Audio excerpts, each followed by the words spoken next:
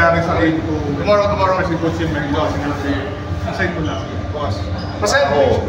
Muna ako na siyempre. Next! Sinasabi ko sa rin na hindi ako ganun tao. Hindi ko magagawa para sa akin.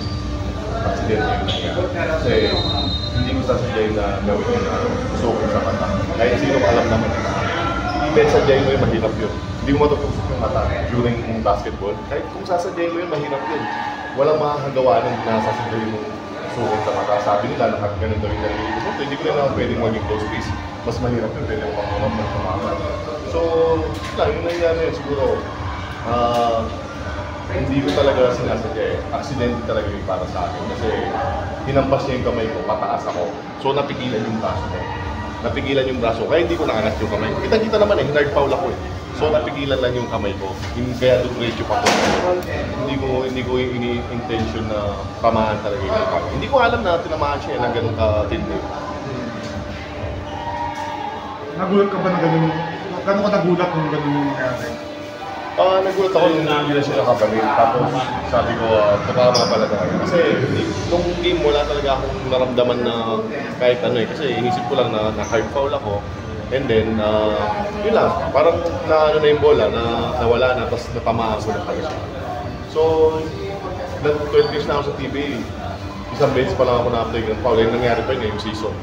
Yung season na nangyari against kay Alex J. So, yun pa lang yung record sa playground foul sa 12 years ko, yun pa lang. So, hindi talaga ako gano'n. Kahit sabihin mong gano'n ako, hindi ko magagawa. Hindi ko kaya manakit ng kapwa player ko. Alam ko na nagtatrabaho din siya. And para sa pamilya niya, pare-pares lang kami nagtatrabaho din para sa pamilya namin. Para manakit ng player, wala sa vocabulary ko. Yun para lang, gano'n lang sa'yo personally kabigat mo yung gano'ng allegations na sinadya mo.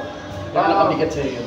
Hindi naman mabigat sa akin kasi for me sinasabi niya na sinadya ko, alam ko sa sarili ko na hindi ko magagawa yun. So, yung sinasabi niya na sinadya ko yun, wala sa akin kasi alam ko naman yung totoo eh. Alam ko yung totoo, alam ng lahat ng totoo na hindi ko ginawa yun. Kasi sila yung magsasabi na sinadya ko para mapasok sa isip namin or mag-iba. So, yun, yung nangyari nga last game, parang nabalik pa sa amin yung ganung pangyari kasi dahil nga sinabi, sinadya ko, lahat-lahat. So, kumalat yung ganung issue. Alam ko sa sarili ko na hindi ko gagawin. Yan, nagkaroon ka ba ng chance na kahit makausap si Aaron or... Yes, kanina nag-usap kami sa loob kasi tinatanong niya pa kung anong nangyari kay Xavier. Bakit hindi daw siya naglalaro? Yan, sinagot ko naman siya. Kasi mabait din naman yung import niya. Hindi naman nananakit kahit isigan. Alam mo naman kasi yung basketball na ganun talaga. Na anytime pwede kang masaktan. Kasi nasasaktan din naman ako eh. Pero hindi ko sinasabi na sinadya mo, tirahin niya. Kasi fight ng basketball yan, fight ng game yan. Kung masasaktan ka.